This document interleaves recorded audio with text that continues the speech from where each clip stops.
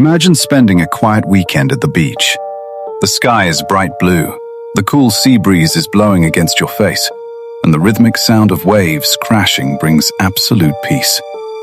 You watch kids building sandcastles, surfers riding the tide, and cargo ships far out on the horizon slowly gliding. Now, imagine that in a single, quiet millisecond, all of that water disappears. No dramatic tidal wave pulling back, no slow evaporation over thousands of years, and no warning from scientists. Just poof. 1 second, the oceans hold 1.3 billion cubic kilometers of water, covering 70% of the planet. The next second, it's all gone, transformed into nothingness.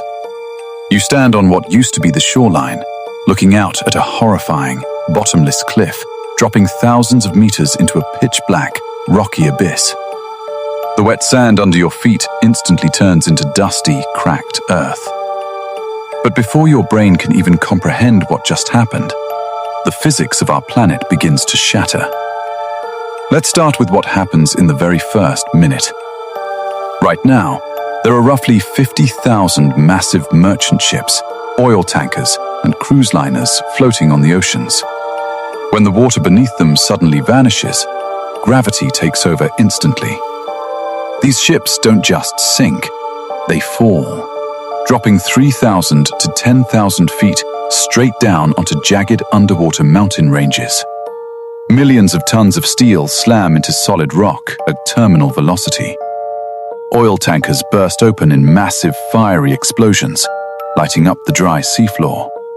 Cruise ships carrying thousands of passengers crumble like aluminum cans. Deep below, military submarines cruising beneath the surface are suddenly exposed to open air.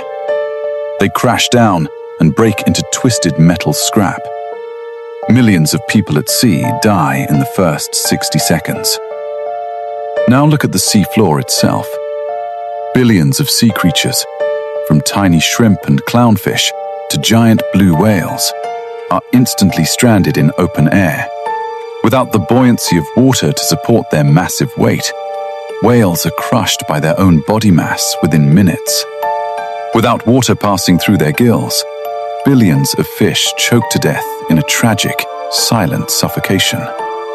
Coral reefs, built over millions of years, dry up under the open sky and turn to grey, lifeless dust. By day 2, the real global disaster begins. Most people think oceans are just huge pools of water where fish live. But in reality, the ocean is Earth's primary air conditioner. Oceans absorb vast amounts of solar radiation from the sun and distribute heat evenly through currents. Without oceans to absorb heat, the Earth begins to bake. Global temperatures start soaring at an alarming rate. Places that usually enjoy mild weather suddenly experience desert temperatures reaching 50 degrees Celsius, 60 degrees Celsius, and 70 degrees Celsius. The asphalt on city roads melts into sticky black goo. Power grids worldwide collapse under the weight of billions of air conditioners running non-stop. You might think, well, at least we still have rivers, lakes, and groundwater to drink. But think again. The water cycle is completely broken. The blistering heat evaporates freshwater lakes and rivers in just a few weeks. The water you have stored in your home tap right now is all you will ever get. As weeks pass, look up at the sky. What do you see? Absolutely nothing. No fluffy white clouds, no overcast, stormy skies, and most importantly, no rain. Ever again. Because 86% of all global evaporation comes directly from the oceans, cloud formation stops completely. The sun becomes a permanent, blinding fixture in the sky, burning the earth relentlessly. Now comes the most terrifying scientific plot twist. When you think of oxygen, you probably think of Amazon rainforests and tall green trees. But rainforests only produce about 20% of Earth's oxygen. Where does the other 80% come from? Tiny microscopic marine organisms called phytoplankton that live in the ocean. When the oceans dried up, trillions of phytoplankton died instantly. Suddenly, Earth's main oxygen factory shuts down forever. Oxygen levels in the atmosphere will steadily drop month after month. Every breath you take becomes slightly harder than the last. By month 3, all vegetation on Earth turns dry as tinder. A single lightning strike triggers firestorms that stretch across entire continents. The Amazon, Siberian forests, and countrysides burn uncontrollably. Agriculture collapses. No water and no rain mean zero crops.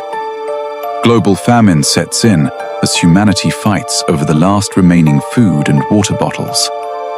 The weight of 1.3 billion cubic kilometers of ocean water was heavy enough to press down on Earth's crust. With that immense weight suddenly lifted, the crust rebounds and shifts violently.